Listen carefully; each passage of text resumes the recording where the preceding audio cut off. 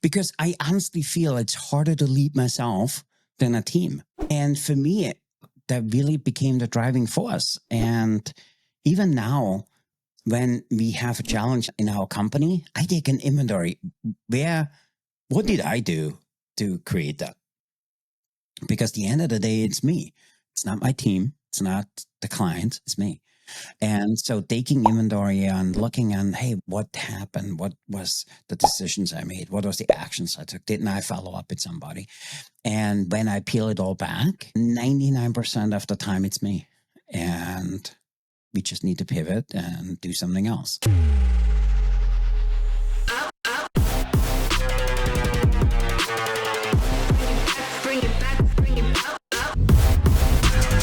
Welcome to The Ownership Game with Gary Montalbo.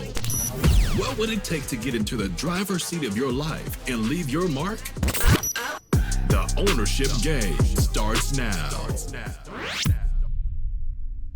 Most people think that leadership starts with other people, with managing a team, with having a title, with building a business, with showing up as someone who others want to follow. But that's not really true.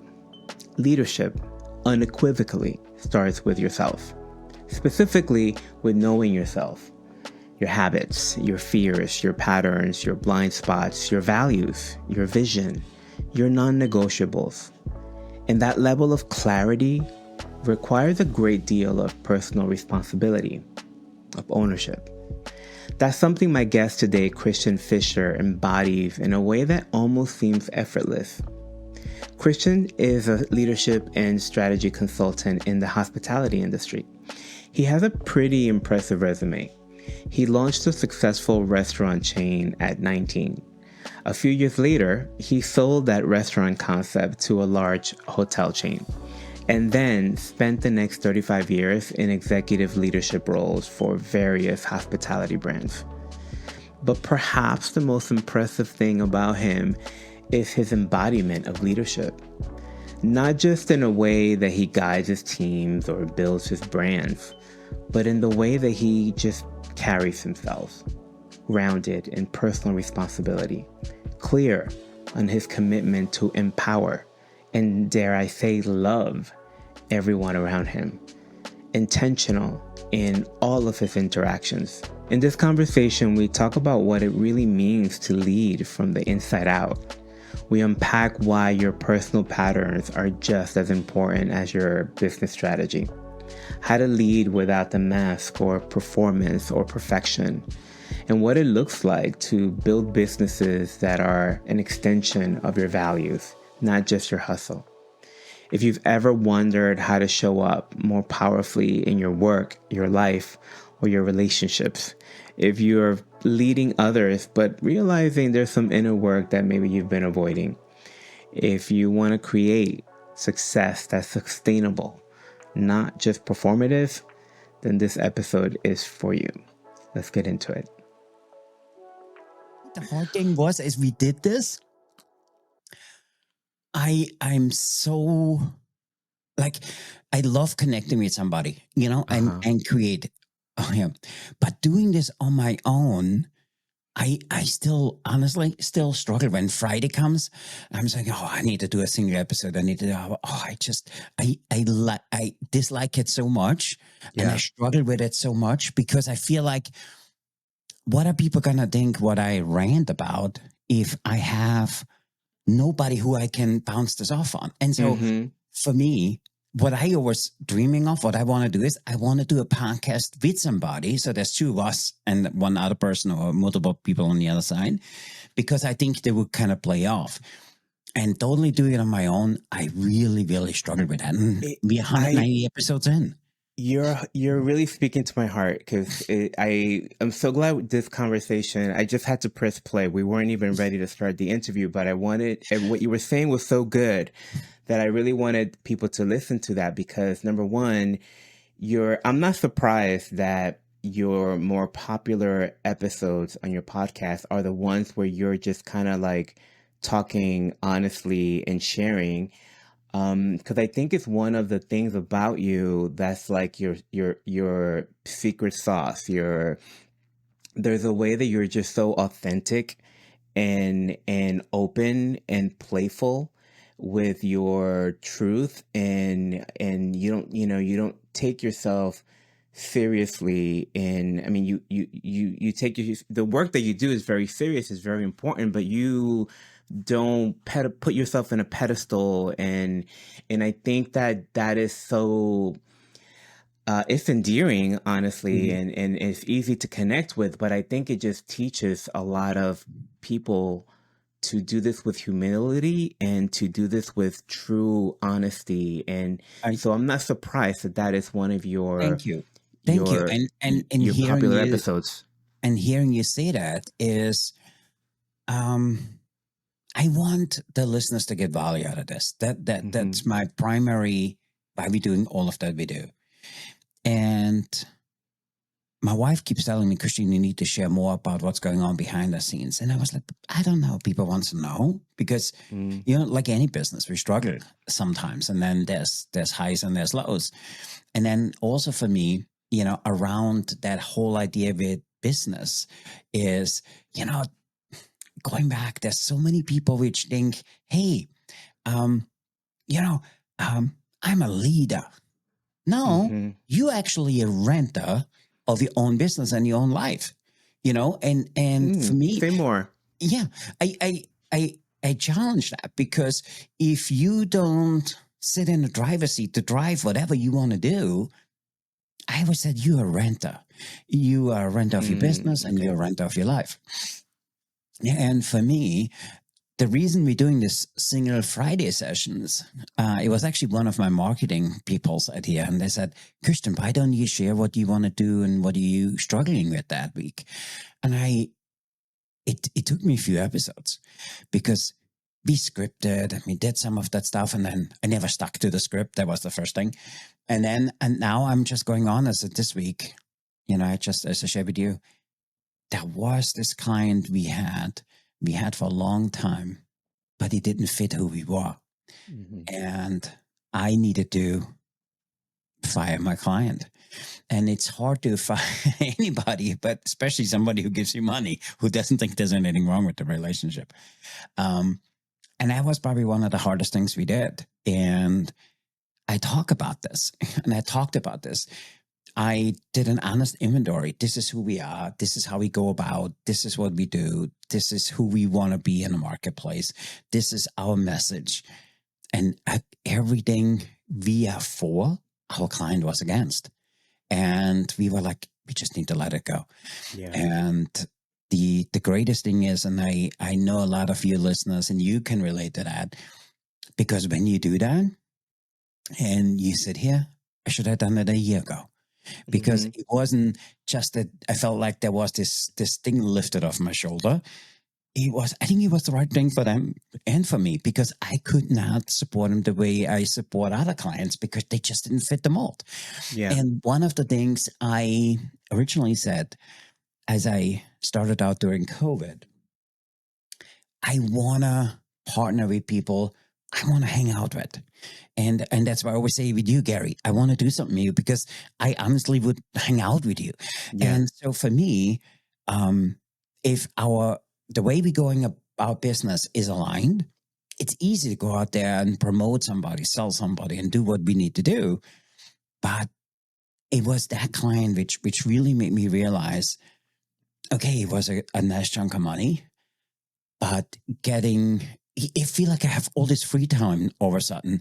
Yeah. And I know a lot of people can relate to that. And it's not about a client. It's about a person. It's about an idea. It's about a habit, you know, if I let go of something, I gain something. And for me, that was the biggest win of last week. And for us, when I talk about it now, I feel good about talking about it. But it was really hard to come on podcasts and share 100%. this I with my get it. clients. And The the mhm, way that I talk about it, Christian, is so authenticity is like oxygen to the fire.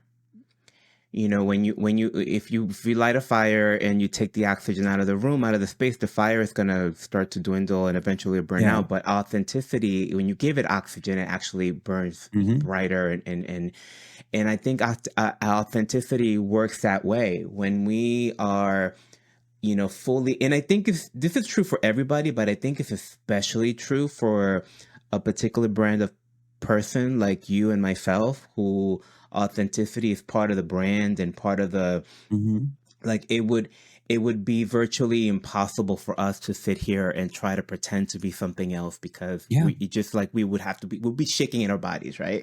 Like, it would be so weird. But so what happens is when you start to get on these calls with this person and pretend that everything's okay, and pretend that you're enjoying this, and pretend that, okay, let me see how I can help them and collect this money, but then you don't feel good about it. And, all of that starts to suck the oxygen out of the room for you. And that shows up everywhere. It shows up in all your content. It shows up in all of your other client interactions. It shows up in your personal relationships. So what you're describing is, all of a sudden, oxygen just went back into the room, and now you're like, oh my God, I can breathe. I have all this space that I didn't know. Oh, look at that over there. I didn't even know that was there. This is great. It's so true, because now when I look back, everything was a struggle. Conversations were a struggle. Yeah. When we got paid, it was a struggle. They always 10, 15, 20 days behind. Yeah. Everything was a struggle.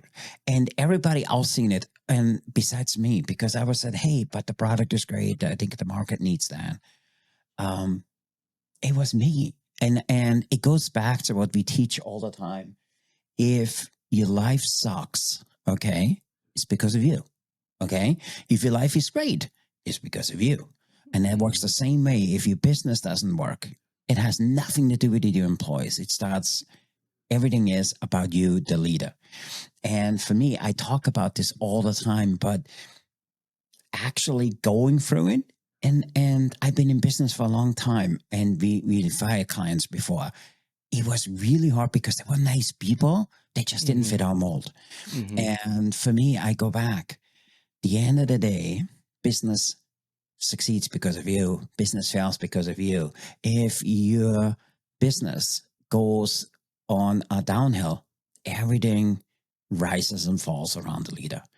And for me, I've been talking about this for so long, and what I didn't realize, I was actually talking to myself and doing this and going through this with our client. I should have done it a year ago, and I said this earlier. But for me, doing it now, and if any listeners here feel like they need to make a decision, make the decision. I'm telling you, when you close the door, other doors will open. And not only will other doors open, there's people on the doorsteps which are helping you to make the pivot. Yeah. And therefore, if there is something you putting off, and it's to anybody here listening today, make that decision. It's going to be the best decision you ever made. Beautiful. Okay. Stop hijacking my show. I actually prepared questions for you. So I wanted to get a little bit into, I think one of the fascinating things about you is that you're bringing leadership to an industry, the hospitality and restaurant and chef. But before we even go there, I want to just talk a little background, so you grew up in Austria. Yep. I believe your parents, your family owned a hotel. Is that right? Yeah. So you grew up in hospitality. Yeah. I always say, a lot of people saying, oh, it's so awesome growing up in a hotel. It's not that much fun if you have to. Okay. And after school, I was free labor. My dad called it disciplined. I called it free labor. And the most amazing thing about him was, I said, okay, Dad, I gonna run the hotel. You gotta move to the side because we're gonna do everything new. He said, oh, whoa, hold your horses. Before I give you the keys, he need to work internationally for 10 years. And then you come back. I worked for 10 years, and he says, okay, are you ready to take the reins? I was like, I don't want to.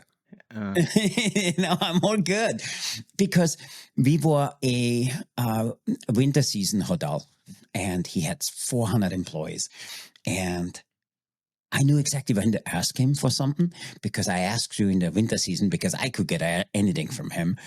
I asked over the summer when we were closed. We were closed the end of May to the beginning of September. And he had to support all of the employees, support the hotel. Money was tight. And if I asked for something, he shut me down. So I learned that. And so I was like, no, I'm good. I don't want to live the life you had. I mean, nothing against you, but I don't want to struggle in the summertime. And I don't want to. And then he sold the hotel to Miele, the electric company. And now he sold it 7 years ago. And when I call home, he says, "Oh my God, Christian, they changed the colors of the shutters." It's not your hotel. Oh, they know. I'm sure they do, but it's still theirs. Oh my God, Christian, you won't believe they paved the driveway, don't they? It's theirs. Let it go. And about 4 years ago, he wanted to buy it back. I was like, "You're 81 years old. Do not. Let me talk to somebody else. Do not buy it back." And he was just like, "Oh, they're changing this, they changed that, and that's how I grew up. My dad is a civil engineer, amazing human being. I quote him now a lot, but as I work with him, the most stubborn guy I ever met. But he's amazingly good in what he does. And so yeah, I grew up. I hadn't had my first restaurant. I was at 19. That was my next question. How did you become passionate about cooking, and how did that fit into it? There's two stories. The first story is, I had my first restaurant at 19. I had 6 by the time I was 23, and I sold out to Nestle. And Nestle bought my restaurant concept, and it became the restaurant concept for Stouffer hotels in the U.S., and I worked with them for 20 years. So that's the great story. The honest story was, I was in a motorcycle accident. It was, I will never forget it, it was a Friday, April 27th in 1987. And in Austria, you can drive a motorcycle before you can drive a car. So, but I drive from my house back to the hotel. Last intersection in my head, I run through it. Hey, when we get there, we need to do this. Light turns green, I go off. And the next thing I remember lying down, there was bones sticking out, and I was the next time I came to it, I was in the ambulance, and they were saying, "Do not move, do not fucking move, do not move." And then I broke my second vertebrae, and I had my whole upper body in a cast. Wow. And I was in a hospital for a month. And on the month, we driving home from the hospital, 2.5 miles from the hospital, drunk driver hit us straight on. I was perfectly positioned, flew out the window. He ran me over. I was in coma for 10 days and in the hospital for almost 15 months. What? So, hold on. On the way home from the hospital, from the first accident, you got hit again? We got hit again. And the hospital said what saved my life was because they didn't even erase my name yet. They had all my blood work and everything else. Like I said, coma for 10 days. And the hospital for almost 15 months. Had to learn to walk again, talk again, and all the other stuff. And there was this guy. His name was Manfred. I will never forget it. He came to me and said, "Hey, Christian, all of the things saying you 65% handicapped. In Austria, everybody's union." He said, "You have a choice to make. Do you want to retire, or do you want to walk away and don't get anything?" And I was like, "I'm 19. What the hell are you talking about? What am I going to do? Retire, make 25,000 a year." And so I said, no. And then I was like, what am I going to do? Nobody's going to hire me because I'm handicapped. I opened up my first restaurant, and I opened it up with a friend of mine, and we had an opportunity to do the second one. My friend said, "Oh, you're more driven than me. You go." And then we had 3, 4, 5. And then we had the sixth one was in a hotel. So we had took over a hotel kitchen. This guy comes down and says, "I love what you do. do you think you're willing to sell? I was like, for the right price, I sell anything. And, I should have asked for more money, knowing now what I know now. Mm-hmm. And he came back 2 months later. He says, are you still selling? I was like, what are you talking about? And he says, I'm from a company called Nestle. We have a hotel chain in the US called Stouffer Hotels. We want your restaurant to become the restaurant concept for Stouffer Hotel. And that's how it started. Wow. So that's the real story. And I always said there's two stories. The first story was, hey, I had my first restaurant at 19. I had 6 by the time I was 23. But real story was I couldn't work anymore. And that was my start. Very, so what I'm trying to, like, at 19, how do you open a hotel? Like, I feel like there's a lot there to unpack. And so listen, my first restaurant, it was called Schnitzel. Schnitzel is the Austrian dish. Egg is the corner, because we had, we were on a corner of the street and we had seats for 56 people. I couldn't afford staff. I didn't know how to run it. So we made 7 dishes, that's it. We were only open for lunch and early dinner. And I put a salad bar out there. That was my thing. Are you doing the cooking? I do the cooking. So I got up. I got up at 3. Where did that training come from? How did you learn how to cook? Like, where did that happen? So I did a apprenticeship. I started cooking at 12. And so I went to this apprenticeship where I learned how to cook. And I actually graduated with 5 degrees.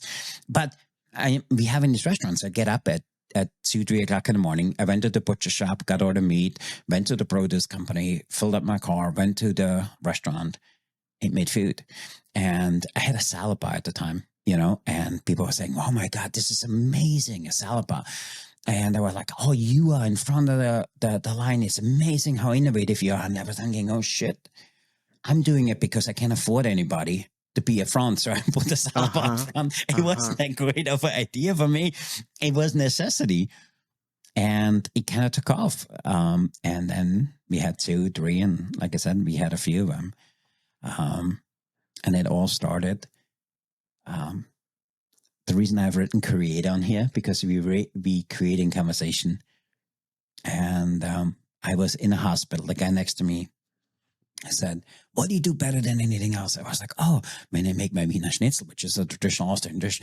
Oh, there's the egg wash. And a lot of people just use the egg wash straight. You know what you need to do? You need a little paprika. You need to put seasoning in there. You need to do all of that. And he said, I don't really like what you said, but I want to have it because the way you described it. He says, your eyes were dancing as he talked about it. And he says, you need to do this. And I was like, what the fuck are you talking about? Nobody's going to buy just that. And then that's exactly what we did. We did it fried, we did it sauteed, we did it grilled, and we did it deep fried. And that was our thing. And it was called Schnitzel Egg. We had the schnitzel 6 different ways. And that's all we had on the menu. And it was a big hit. Oh my God. So then Nestle buys your concept. Yep. What happens? Did you go, that's when you went to work for Nestle at that point? So you were part of the deal? Yeah. So they said, hey, do you want to come to the US? I was like, oh yeah, I'm going to the US. Do you speak English? No, don't worry about it. I learned. Because at school, I took French because of cooking, and I took Russian because it was cool. I was like, hey, we want to be cool. And so I come to the US, and at the time, Nestle had a chocolate factory in Fulton, New York. And if you ever have the opportunity to go to Fulton, New York, don't. It's not that great of a place. And I was in Fulton, New York. I was like, this really blows. We're going to get letters now from all the residents in Fulton, New York. Thanks. Thank you. Appreciate that. Oh, it's an amazing thing. It's the vacation capital of the US. The opinions of the guests do not reflect the opinions of the show. That is so messed up. And I was like, this is not what the US looks like. And then they opened up a R&D center in New Milford, Connecticut. And the gentleman who opened it up says, oh, when I drive through the valley, it reminds me of Switzerland. I was like, what are you talking about? This is not anything like Switzerland. Switzerland is much nicer. But we had our R&D center in New Milford, Connecticut. And that's how I wound up in Connecticut. And then this guy kept saying, "Oh, doesn't it look like the mountains?" No, it doesn't. It does not. Like not at all. No, not even a little bit. So you were with Nestle for 18 years. 18 years. Okay. Almost 20 years. I always say I had 3 jobs in my life. And I was with them for 18 years. Then I worked for Compass Group. I started reaching out, and Compass Group said, "Hey, you developed this concept. Can you come and work for us?" "Yeah, I come working for you." Worked with them for 18 years. And, Oh, wow. So so you're a long-term guy. You stick around. yeah. And I left during COVID, and I started then my own thing. And like I said, I had 2 jobs before in 36 years. It's Now crazy. you have 27. Now you wear 27 hats when you're an entrepreneur. How did you start to become passionate about leadership? Like, at what point did that start to come alive for you as such an important that's part? really, really good question, because for me, it really, it was always something which was very near and dear to me. And in 2008, we started my first nonprofit. It was called the Culinary Leadership Academy. And because I lost a few friends to suicide, and I always said, why did they do what they did? Why did they look out for themselves like nobody else? And then for me, what was the driving force? I realized that leadership is not just leadership leading teams. It's self-leadership. If I can get myself to get up in the morning, if I can get myself to work out, if I can get myself not to drink. And in our industry, was that somebody drank 2-3 bottles of wine at the end of the night just to decompress. That's not normal, And for me, that's where it started. So we started what we call the Culinary Leadership Academy, because we wanted to teach people self-leadership skills. And I met a few other great individuals. Mr. Maxwell, he always said, "Hey, everything rises and falls around leadership." I love that, because I think it goes deeper than that. Everything rises and falls around self-leadership, because how am I going to lead teams if I can get myself to do what I do? And that's what started it all, and started back in 2008.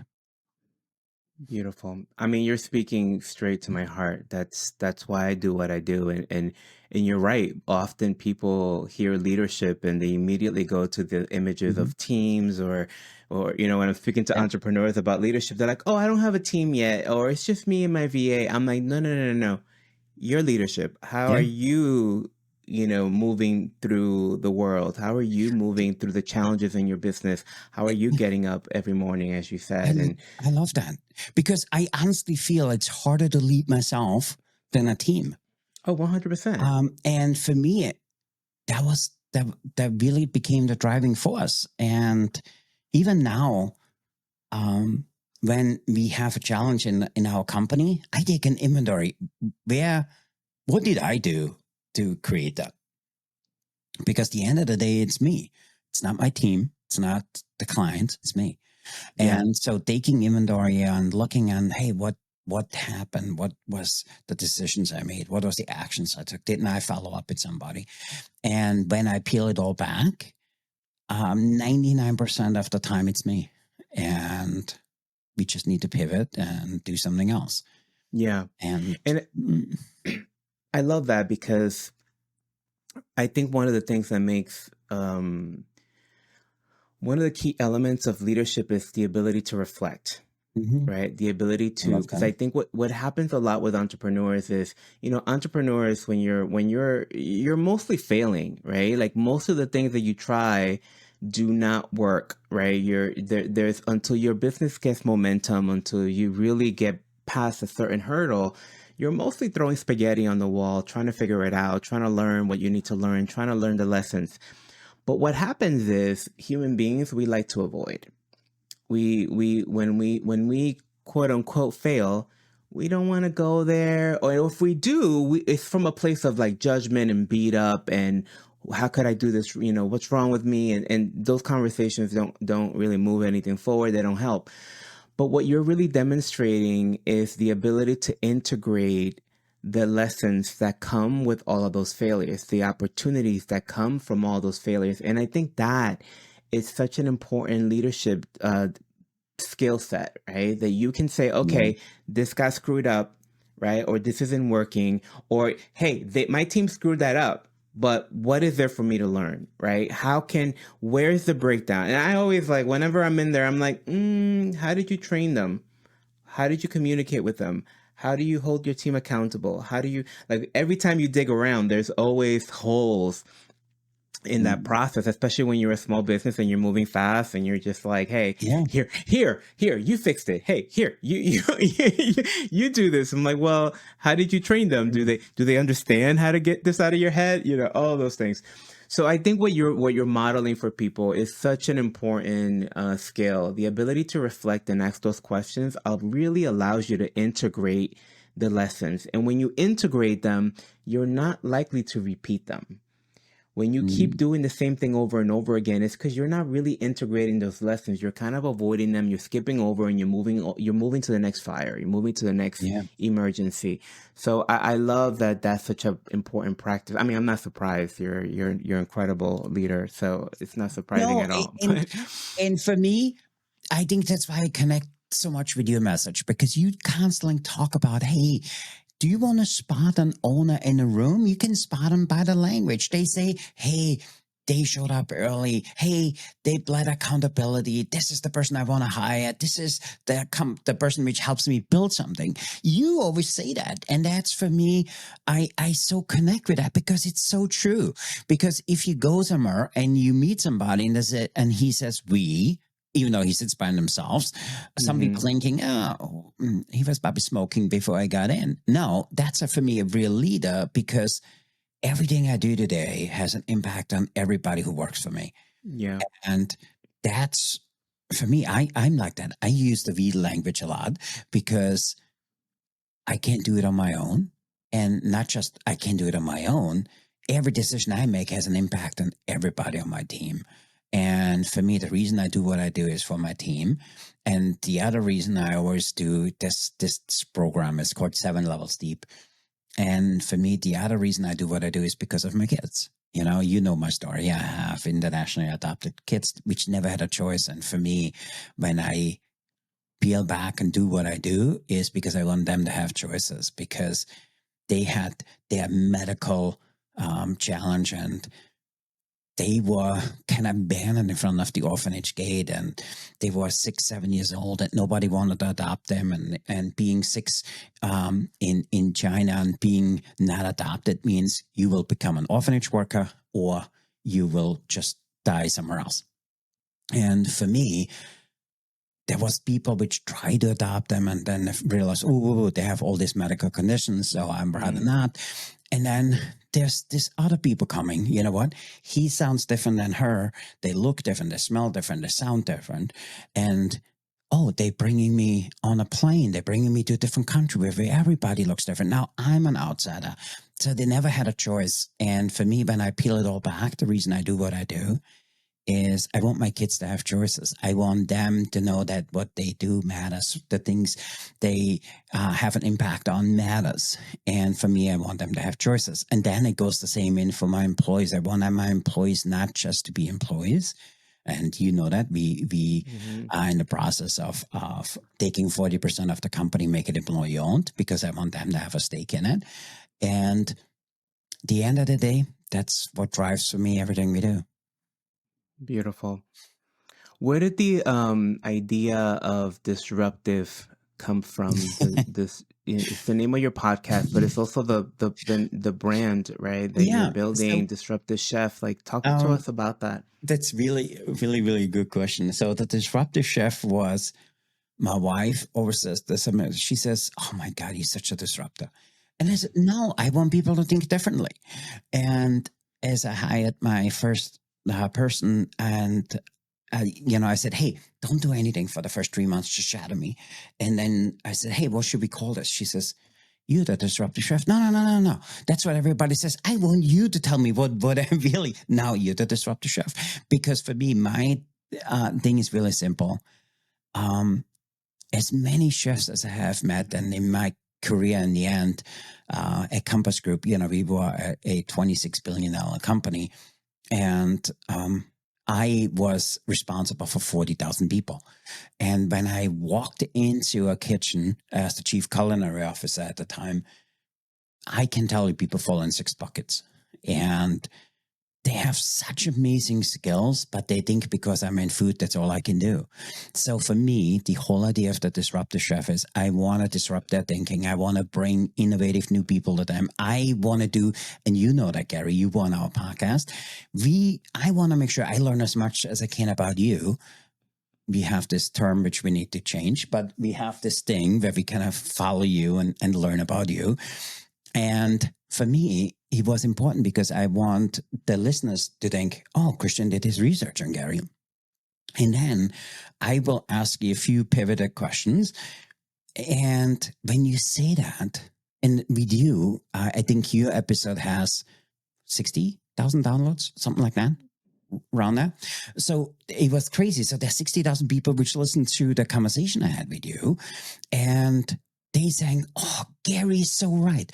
I said it 100 times before because they don't listen to me, but because I brought Gary on and they said, oh, he's so right. And the way he said it, I honestly feel when the student is ready, the teacher will appear. And so for me, I want to bring as many innovative, cool people I can meet to my audience so they can say, oh, Gary's so right. I know Christian said it, but Gary said it differently. And I so connect with that. And that's became so because I honestly feel what we want to do with our show is really simple. We want to disrupt their thinking because when people think different, they have different actions. If they have different actions, they have different outcomes. And that's what this is all about. Yeah. It's such a good name. And I think I think it goes bigger than just disrupting their thinking. And I feel like in a way you're disrupting the industry and I've never been in culinary arts, but there's the stereotypes, and there's like a lot of, attention that is gotten about the environments in kitchens and how extremely brutal of a career it can be, to work in some of these environments and some of the unhealthy behavior. Yep.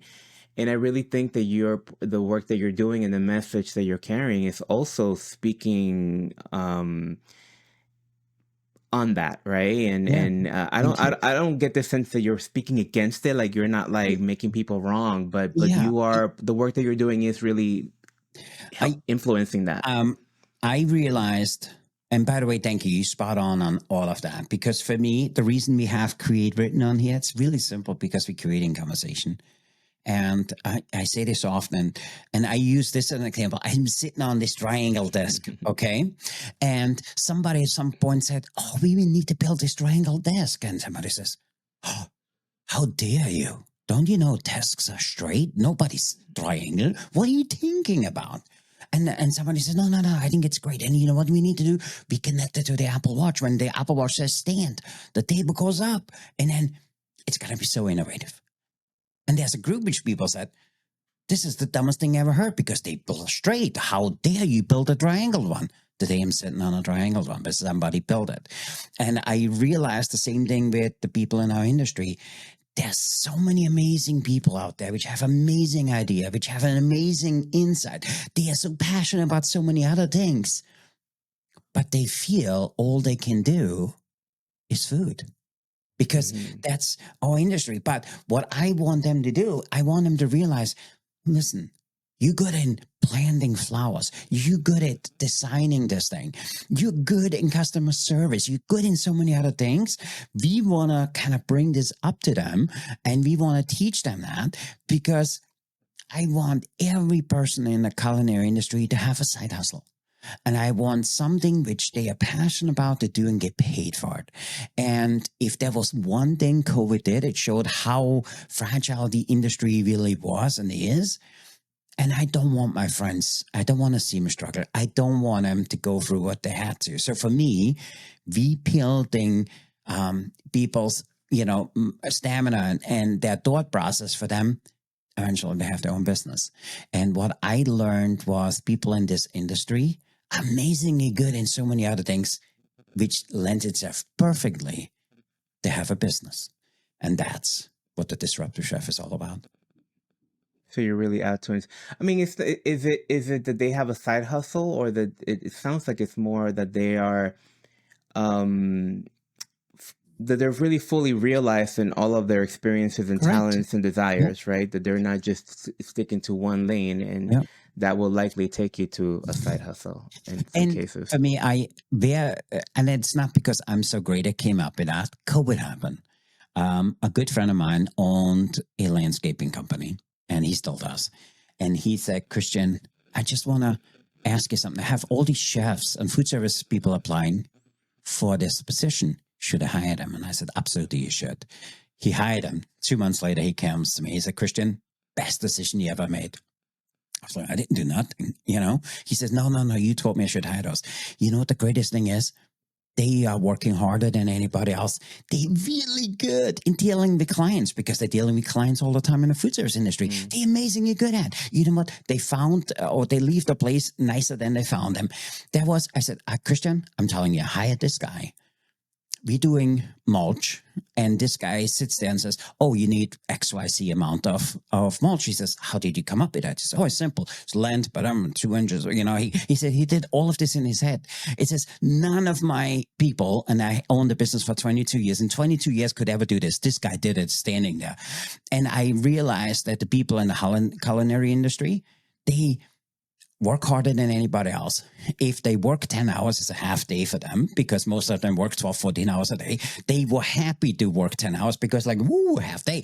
And then they got 1 day off because some days I brought him in on Saturday, and he says they were all so good. They were so good in talking to people. They were so good in all of the other things. I never realized that. This is the only people I will hire moving forward. And I was like, crap.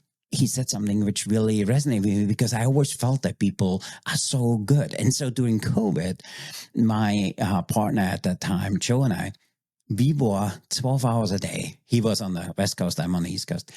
We were on Zoom 12 hours a day. We logged in the morning, we logged it out. And we just said, and somebody called in and said, hey, should I close my business? You need to know this guy. Hold on, I make a connection. Hey, you need to do this. You need to do this. And we did this for 3 years. We were on 7 days a week, 12 hours a day. To the point when my kids went to bed, they said to Joe, hey, Uncle Joe, because I was on with him all the time. They never met him in person. But that started it all. And the Disruptive Chef and all of this came out of that. Yeah. What are the roles that mentors have played in your life? Because you seem to be like just a natural mentor, like you. Oh, thank you. I said, if there's somebody who is looking to scale, you need to find a mentor. And I fell into this. I never really looked for a mentor, but the person who is with me now for 25 years was the former CEO of Cadbury Worldwide. And I just seen him on Sunday. And the amazing thing is, I think he made $176 bonus. It's hard to live on $176 million, but it's a good start. And what I loved about him and what I still love about him, he looks at things differently. And he says, okay, Christian, you're doing all of this. Have you thought about what is your exit strategy? What are you doing this? I was like, nobody ever asked me that. So if there's one thing I want you listeners to know, if you do nothing else from what we talked about today, you need to get yourself a mentor. The mentor needs to do 5 things, okay? It needs to have what you want to have. They need to drive the kind of car you want to drive. They need to live in the kind of house they want to live in. They have the kind of relationship you want to have. And the final thing is, they need to look at things differently. And the only thing you need to do as the mentee, follow up with them. And if they give you something, you do exactly what they tell you to do. Because for me, for the longest time, I was like, Gary just said this to me. This is really, really good. But if I give it my spin and do this, it's going to be so amazing. And it never worked. And then the day I started doing exactly what Gary asked me to do, and I did it exactly how Gary said it, and I said it how exactly Gary said it, I had all of this amazing impact. I was like, why didn't it work? So it's the whole thing of what Einstein said. The level of thinking will guide you to the days and not where you want to go. And you need to learn something different. And having a mentor will help you cut down your learning curve. That's, for me, the best thing about a mentor. And if it takes you 3 or 5 years to learn something, a mentor, you can do it in 6 months. So if that person charges you $5,000 a month, just calling a number, it's way cheaper than you learning it on your own for the 5-6 years. So for me, everybody should have a mentor. And I currently have 3. And I just met with, oh, by the way, this week, I have a mentor who has been 7-time TEDx Talk master. And I met with him on Tuesday. And he says, Christian, your story is great, but people can relate to it. You need to do this, this, and this. So I absolutely love that. I met with Todd on Sunday, who says, hey, do this, don't do this. And then I have another mentor, which is my health mentor, because if you don't have your health, you have nothing else. And he said, hey, there's this thing. I think you need to be careful with that. You need to take these vitamins. You need to do this. And for me, if there's one thing I would have done a long time ago, I would have hired those 3 mentors a long time ago. So I'm telling you, if your listeners don't get anything else from this conversation, you need to find yourself a mentor, because it's the single best way for you to learn something you never learned before. It's also the single best way to look at things differently, because it's hard for you to look at things differently. And then also they hold you to account. And what I promised all of my mentors, I use an app where we record the whole conversation. I come back, so I know exactly what I need to do. And then before we meet again, I follow up with them. I says, I did this, I did this, I did this. You said this, I did this. Because I want them to know that my relationship matters, and the time they put into me is something which has a benefit. And for me, Gary, you listeners, I don't care if Gary's your mentor, I'm your mentor, or somebody else. You need to find yourself a mentor today. It's the single best thing for you to scale your business. Yeah, I love that advice, and I really love the idea that it shortens your learning curve. I mean, it's so true. It really, really is. Like, I remember, I didn't even understand that you could have like business mentors and coaches. And when I first started my business, I spent 5 years. I mean, you're talking about 2008. So the world was very different. There was no ChatGPT. YouTube was a baby. And I kept like just struggling for 5 years, trying to figure it out. And just when I was about to quit and go, okay, I need to go back to work, because I found my mentor. And within a year, I had accomplished more than I did in those 5 years. It was like, it was an absolute rocket fuel. So I hear that. If you don't mind, I have a little story to give you audience of what a mentor does. As you know, I have a publishing company where we help anybody write a book in 8 weeks. Because I wrote all the Nestle Dollhouse cookie cookbooks, and now I wrote 36 books on my own. And wow, I wrote my first book. It was called For the Love of Austria. It was my love letter to my home country. And I was like, oh, I wrote 14 books with Nestle. I know exactly what to do. Nobody needs to tell me. I know exactly what to do. 7 years into it, my wife gets up at 4 o'clock in the morning. She says, what the hell are you doing up? Oh, I tried to upload it. It didn't go. I just need to fix it. I need to fix it. She says, when are you going to hire somebody? No. I'm that close. A year later, I hired somebody. Okay. Because I couldn't get it right. Because he said that my margins was off. And I Googled it, and it says it needs to be 1.28. And I did 1.2, and it didn't work. I have this guy. His name was Carl. Carl comes on, 15 minutes, cost me $6,000. This is not that long ago. Cost me $6,000. I said to him, don't tell me anything. My book is done. I just need to upload it. What is wrong? He says, oh, that's easy, Christian. You know what you need to do? You need to go in 1.42. I said, no. It says 1.28. No. I'm telling you, you have bleed on your thing. You go in 1.42, upload it. 15 minutes. It freaking worked. I was like, Carl, I hate you with a passion. He says, what else can I do for you? I was like, I hate you, Carl. I hate you.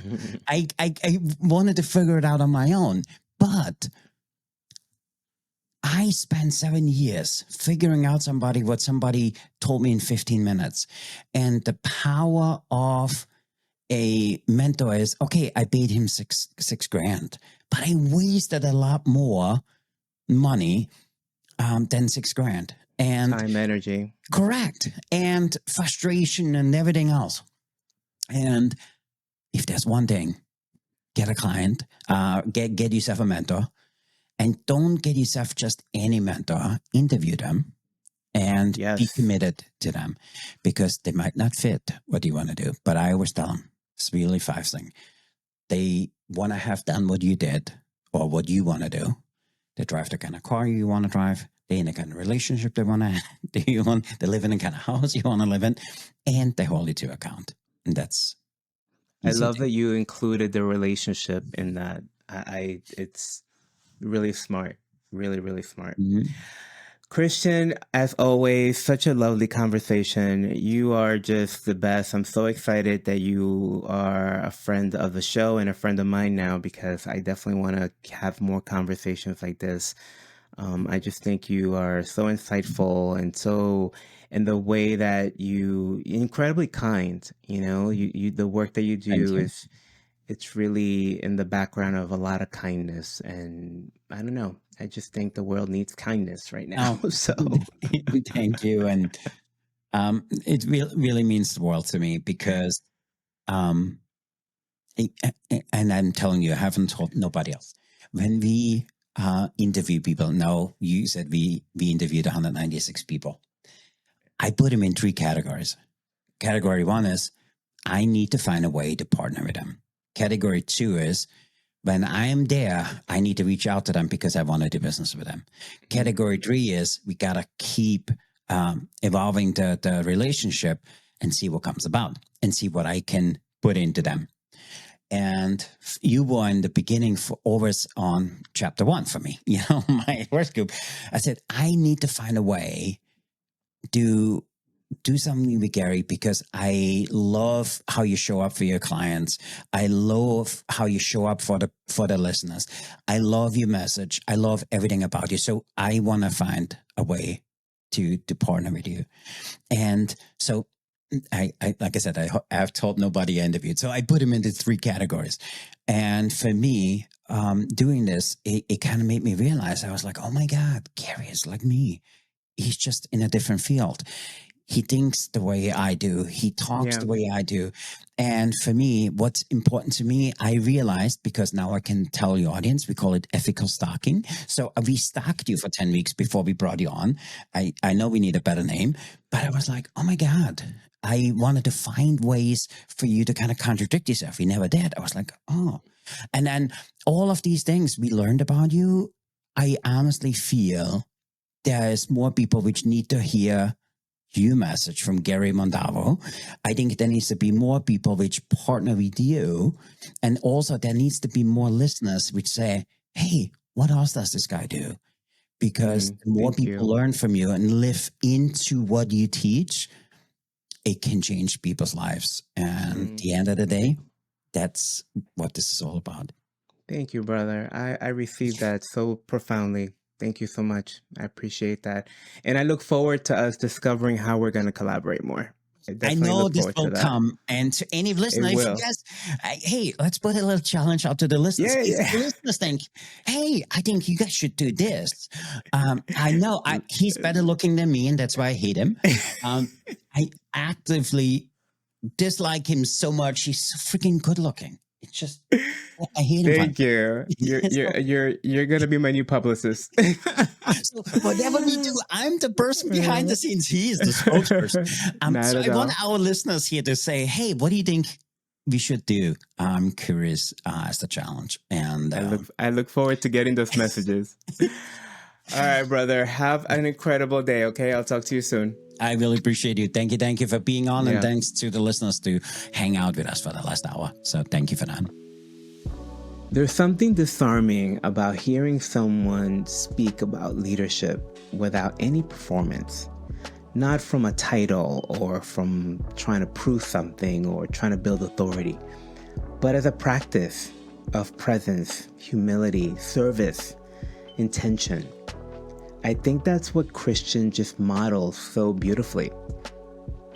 And as I sit here reflecting on the conversation, I think the thread underneath it all is legacy.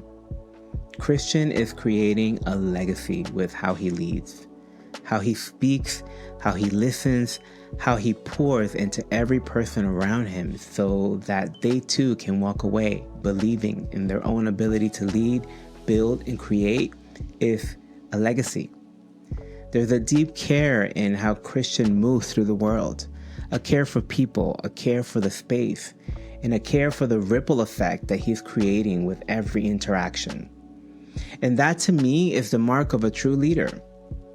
Someone who's not chasing power, but cultivating impact. It's not about the result that he's trying to get from you. It's about the result that he wants you to have for yourself. This conversation to me is a reminder that legacy doesn't have to be a big public movement. It's about how you treat people when no one is watching. It's about how you make them feel, about how you make them believe. It's about how you teach them to take care of those who come after us. That is our episode for this week. I can't thank Christian enough for being such an amazing guest and a beautiful example of what it is to lead with care, presence, and ownership. If you've enjoyed the episode, don't forget to hit the subscribe button and to share this with a couple of people who need to hear Christian's message. I also wanted to let you know that we're going to be taking a short break here for the summer. We will see you back here with a brand new episode on September 2nd. I know, I'm going to miss you too. But think of this as a great opportunity to catch up on some of the past episodes that you may have missed. As always, keep leading with intention, keep planting seeds that outlive you, and keep playing the ownership game. We'll see you next week. Thanks for listening to this episode of The Ownership Game with your host, Gary Montalvo. Make sure to like and comment on your favorite podcast platform, as well as subscribe so that you never miss an episode.